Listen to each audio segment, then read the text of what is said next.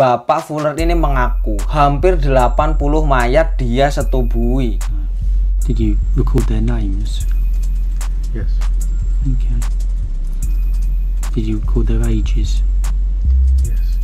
Oke, assalamualaikum warahmatullahi wabarakatuh. Apa kabar teman-teman semua? Semoga dalam keadaan sehat selalu dan selalu bahagia ya. Jadi kesempatan kali ini teman-teman, kita bersama-sama akan membahas tentang kasus lagi nih. Sekian lama ya, setelah beberapa video sebelumnya mungkin tentang video-video yang absurd ya. Mohon maaf ya, bisa dinikmati lah.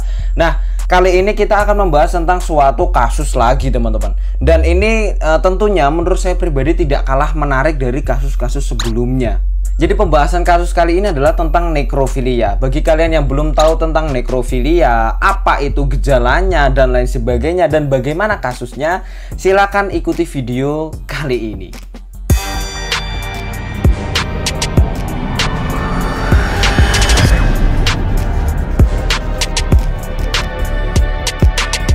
Oke, seperti biasa kita akan menceritakannya secara runtut dari awal hingga akhir ya. Ya tidak dari awal dari bayi, tetapi dari awal kasusnya. Jadi kasus ini terjadi di negara Inggris teman-teman. Kalau misalkan kalian tahu ya, dari negara Inggris itu kasus tentang pelecehan seksual, karena nekrofilia ini berhubungan dengan kekerasan seksual.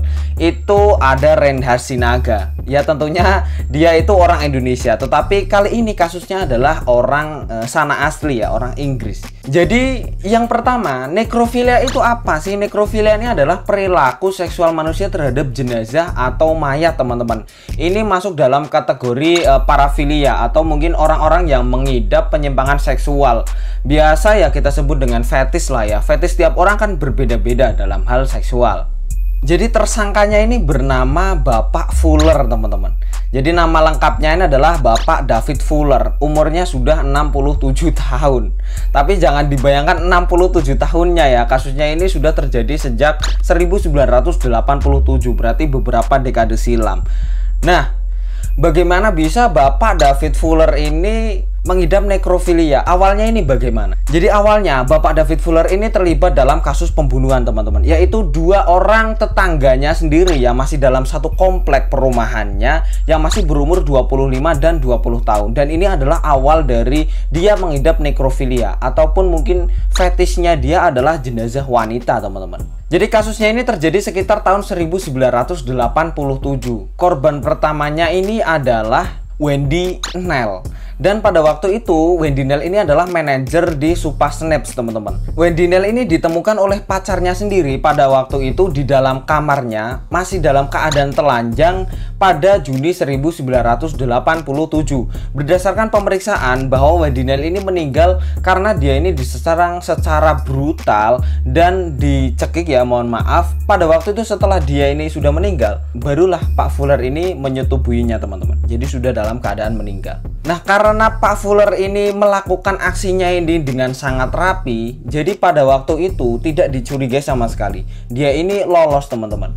Kasusnya ini masih dalam penyelidikan. 5 bulan setelahnya teman-teman, setelah membunuh Wendy Nell ini ya, Pak Fuller ini kembali melancarkan aksinya. Pada waktu itu dia ini akan memperkosa seorang pelayan restoran di Buster Brown yang telah dikunjunginya setiap hari, karena pada waktu itu restoran ini memang sering dikunjungi oleh Bapak Fuller.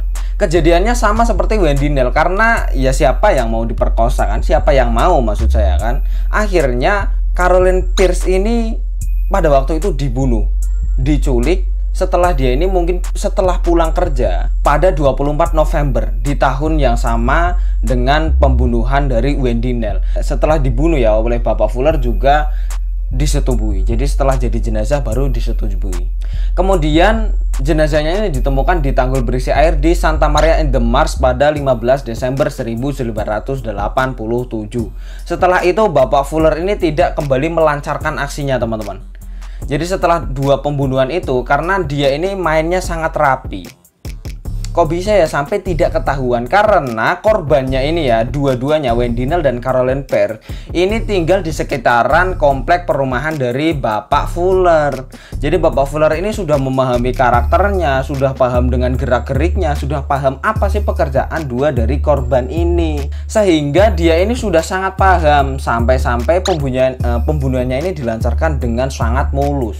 Apakah tidak pernah dilakukan penyelidikan, teman-teman? Sebenarnya kepolisian ini dan seluruh detektif itu melakukan penyelidikan, tetapi karena teknologi forensik pada zaman 1980-an ini masih belum secanggih sekarang ya, teman-teman.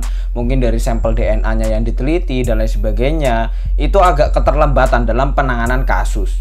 Akhirnya kasus ini itu sempat diinvestigasi terus ya dari tahun ke tahun, dan pada tahun 2019 investigasi ulang ini dilakukan dengan metode sampel DNA yang disempurnakan dari celana Caroline. Jadi seluruh bukti-bukti yang ada pada waktu itu dikumpulkan, diteliti, dikaji ulang sebagaimana mestinya ya, untuk mengungkap siapa sebenarnya pelakunya. Kebetulan pada waktu itu, teman-teman, sekitar 1995 ini terdapat pemeriksaan database DNA nasional. Nah, berdasarkan data ini menunjukkan kecocokan yang dekat dengan 90 orang, dan secara bertahap pada waktu itu para detektif dari kepolisian ini mulai mengerucutkan siapa nih DNA-nya yang cocok dengan alat bukti yang sudah ditemukan. Setelah dilakukan penelitian, pengkajian ulang, akhirnya mengerucutlah para tersangkanya, teman-teman, yaitu kepada keluarga dari Bapak Fuller. Nah, otomatis Bapak Fuller juga ikut diperiksa ya kan, karena sampel DNA-nya ini merujuk pada keluarganya, teman-teman. Akhirnya polisi langsung menelpon rumahnya di Hatfield, Sussex di Inggris. Dan pada waktu itu, teman-teman, dia ini menyangkal telah membunuh kedua gadis tersebut. Dia bahkan tidak tahu siapa gadis itu, saya tidak tahu. Seperti itu kata Bapak Fuller. Tetapi karena memang DNA-nya ini cocok dengan Bapak Fuller ya, akhirnya polisi langsung melakukan penangkapan secara paksa, teman-teman. Nah, ternyata sidik jarinya ini cocok dengan salah satu darah di kantong plastik yang ditemukan di tempat tidur Wendy Nell ini ya, korbannya. Nah, semua kejahatan pelaku nekrofilianya ini semula mulai ketahuan ketika polisi ini menggeledah kamar dari Bapak Fuller, teman-teman. Jadi dalam penggeledahannya di rumah Bapak Fuller, polisi ini menemukan hard drive komputer atau semacam penyimpanan seperti hard disk ya, teman-teman. Ini terdapat 1.300 video, 34.000 foto, dan ratusan hard disk dan penyimpanan lainnya. Ini isinya apa, teman-teman? Kalau boleh kalian tebak, isinya adalah digambarkan sebagai pelanggaran seks yang menyedihkan. Secara keseluruhan ya, ternyata setelah diteliti lagi oleh kepolisian ada sekitar 14 juta file. Rekaman dan video ini, foto-fotonya itu termasuk dalam perilaku nekrofilia ya, jadi penyetubuhan terhadap jenazah. Ternyata ya, teman-teman, rekaman ini juga termasuk ketika Fuller ini melakukan penyerangan seksual terhadap jenazah di kamar jenazah di rumah sakit Kent and Sussex yang sekarang ditutup. Jadi rumah sakitnya ditutup dan rumah sakit Tunbridge Wells yang baru, jadi diganti rumah sakit yang ini dah.